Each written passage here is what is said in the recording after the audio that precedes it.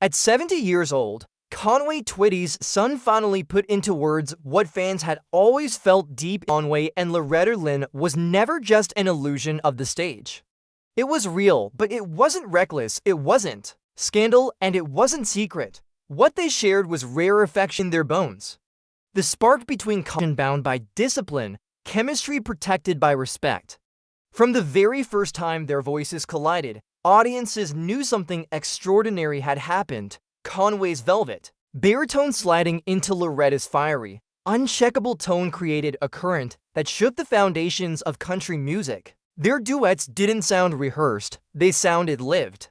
They teased, they ached, they forgave, they promised. It wasn't two singers performing. It was a conversation in stereo, raw enough to feel dangerous, yet steady enough to feel safe. The rumors, of course, came quickly. Nashville whispers about late nights, stolen glances, and secret rendezvous followed them everywhere. Yet, when silence finally broke decades later, the truth was far simpler and far more powerful.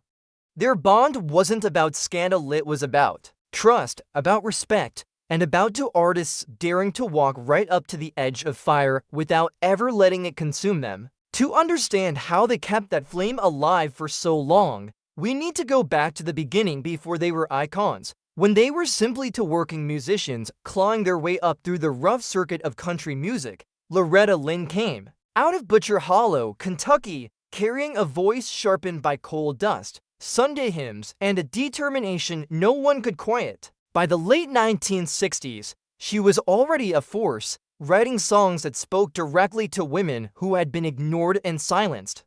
Her lyrics were blunt, fearless, and often controversial.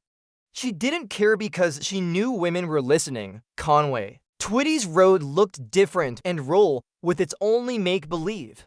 Yet instead of staying in that lane, he turned toward country music, bringing with him a voice like no other. His baritone was smooth and commanding, able to wrap heartbreak in velvet and make even the hardest truths sound tender. When their worlds finally collided, it wasn't just a duet, but was no less rugged. In the 1950s, he had already conquered rock. It was alchemy. Their voices didn't simply blend, they locked together like puzzle pieces designed to fit. His warmth against her fire, his steadiness against her spark. In 1971, they released After the Fire Is Gone, a ballad that spoke of temptation and consequence. Listeners leaned in, convinced they were hearing more than just performance. The song won them a Grammy and, more importantly, set the tone for everything that followed. Their music wasn't fantasy, it was recognition. Fans didn't just hear the songs, they saw their own marriages, fights, and reconciliations reflected in them. From there, the catalog grew into a diary written in two voices. Lead Me On carried the raw edge of confession and resistance. Louisiana Woman, Mississippi Man burst with playfulness and heat, so alive it sounded unscripted. And then came Feelin's, a revelation of a song that dripped with regret and longing. Without ever tipping into melodrama, these weren't glossy fairy tales. These were human stories, full of temptation, forgiveness, and resilience. Conway and Loretta turned private conversations into public confessions, and audiences couldn't get enough. But honesty always has a price. The stronger their chemistry sounded on record, the louder the whispers became in Nashville industry. Insiders claimed they had seen too much in the glances, too much in the laughter. The gossip swirled, painting them as lovers hiding in plain sight. Yet Conway and Loretta never broke their code. Protect the families, protect the music, protect the trust. Loretta's husband, Doolin, respected Conway not as a threat, but as a partner who elevated Loretta's art. Conway's family extended the same trust. That mutual respect formed a protective shield around the duo. They knew the rumors could never be fully silenced, so instead, they let the audience wonder. That tension became part of the performance, part of the magic. Behind the curtain, however, life wasn't nearly as glamorous. Endless tour wore their voices raw, nights blurred into motels, vending machine coffee, and exhaustion that seemed endless. Record executives pressed for formulas, begging for another After the Fire Is Gone, Another Louisiana woman, Mississippi man, but lightning can't be bottled twice. Instead of caving, Conway and Loretta leaned deeper into truth. Even when fatigue cracked Loretta's range or Conway's voice turned gravelly, they showed up. They sang with honesty. And by pushing through, they turned vulnerability into strength. The audience never saw the weight they carried, but they felt the payoff.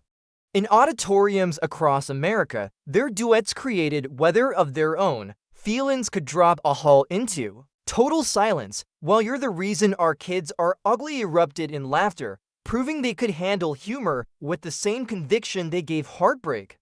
That refusal to give in to routine or scandal is what kept their performances alive, and still, the question lingered, was it ever more than music? Decades of speculation, endless interviews, and searching eyes never got an answer. Conway and Loretta let their actions speak. The line between them never blurred. Respect was the boundary, discipline was the guardrail. They protected their families, and they protected the music. That was the choice that made them legendary. What they built endures not as scandal, but as standard. Their catalog remains one of country music's most enduring treasures. After the Fire Is Gone carried temptation, Louisiana woman, Mississippi man carried laughter disguised as desire, and feelings carried longing without destruction. Together, the songs map the complicated landscape of real human relationships, messy, flawed, but anchored in loyalty. Their restraint did not kill the spark. It preserved it. That is why, when Conway Twitty's son finally spoke at 70, the world story proves that in the world of country music and in life, respect can be as dramatic as the fire between Conway and Loretta was real, but it was guarded by respect. It was chemistry without destruction, desire without betrayal.